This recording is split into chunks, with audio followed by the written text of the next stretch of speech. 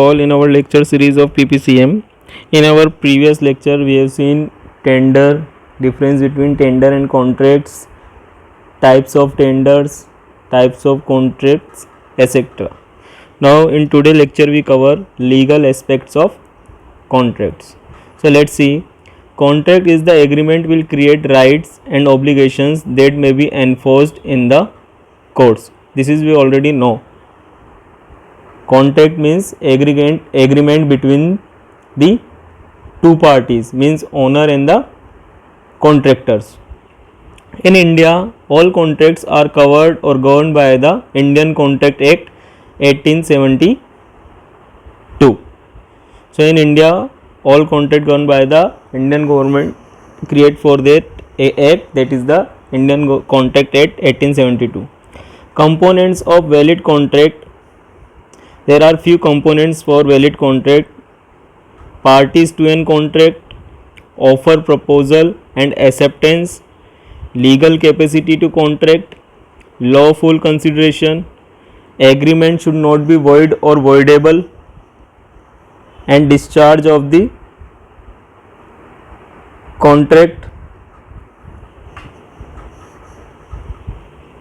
So these are various components which we have seen one by one.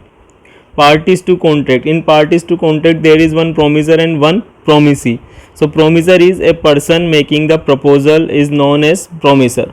Means the person who making the proposal is the promisor and the person accepting the proposal is the promisee.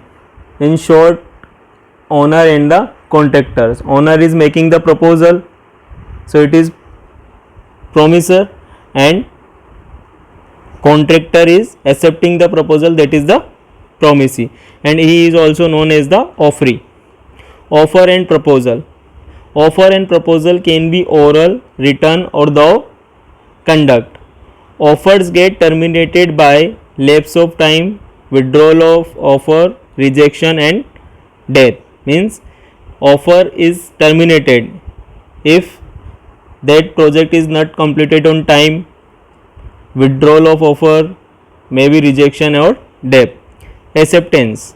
When a person to whom the proposal is made signifies his assent thereto, the proposal is said to be accepted. Legal capacity to contract. The ability, capability, fitness or to do something, a legal right, power or competency to perform some act. An ability to comprehend both the nature and consequences of one's act. And last is the parties must be legally capable of entering into a contract. That is the legal capacity to a contract. Now lawful consideration. Both parties must have provided consideration, that is each side must promise. Means when you do agreement, then you have to promise for many things, that you don't do these things, you don't do these things and etc. For example, when you give your room at a rent or you are rented, then there is an agreement between you and landlord. So this type. For example, property, anything of value and money. Agreement should not void or voidable. What is void agreement? Agreement to do an impossible act. Agreement without consideration except for gifts. Agreement in restraint of legal proceedings. Discharge of contracts. The case in which a contract is discharged may be classified as follows. So here discharge means your project is terminated due to any reason. That's why here we seen cases the contract in discharge may be classified. So why your contract is discharged? There are many possibilities. The first is by performance or tender. When both the parties perform their promise and fulfill the contract. By impossibility of performance. Inherent impossibility, known and unknown to the parties, subsequent impossibility, destruction of subject matter of contract. By operation of law, by death, by insolvency, the state of having liabilities that exceeds assets,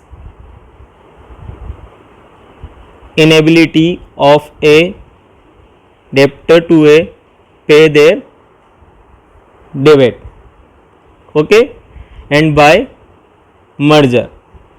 So you understand the meaning of discharge of contract. The discharge of contract is the termination of contract or an agreement by two parties with the fails in performing the obligations mentioned at the time of creating an agreement with the acceptance of both parties like free of consent.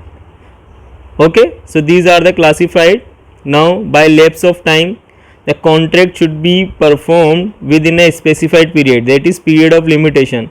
If the contract is not performed, promisee is deprived of his remedy at law. Means you have provide a target to the contractor, so he also promise you that he complete that work at a particular time, but if he not do that work, that means he deprived his remedy at law by breach of contract.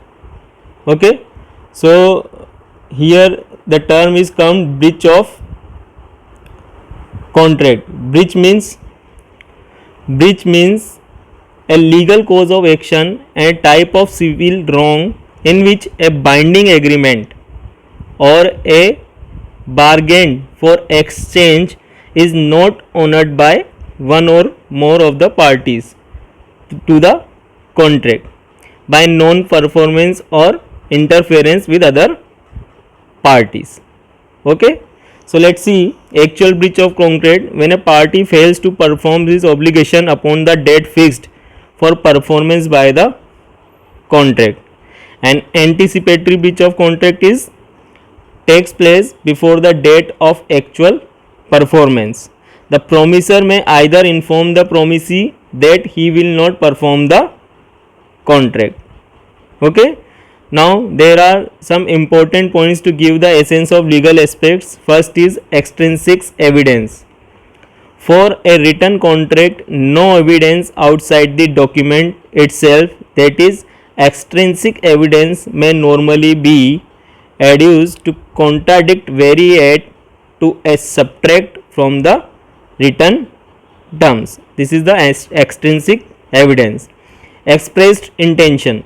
The contract must ascertain the meaning of the words actually used. Attacking the contract. A contract is void or voidable because of misrepresentation, fraud, mistake, illegality, duress, minority, or made by a mentally disordered person, or that the contract has been negligence liability. It means the breach of contractual obligations to take responsible care to exercise reasonable skill, or breach of an equivalent common law duty. And last one is the agreed factual assumption. When the parties have acted in a transaction upon an agreed assumption that a particular state of facts between them is to be accepted as true, each is to be regarded as stopped as against the other from questioning as regards that transaction the truth of the facts so assume. So these are some important points for the essence of legal aspects. So here our topic legal aspects of contract is over. In this lecture we study the legal aspects, how when our contract is done between two parties. So these are the legal responsibilities which we have done between these two parties. Okay, so that lecture is over guys. We meet with another topic in our next lecture. Thank you.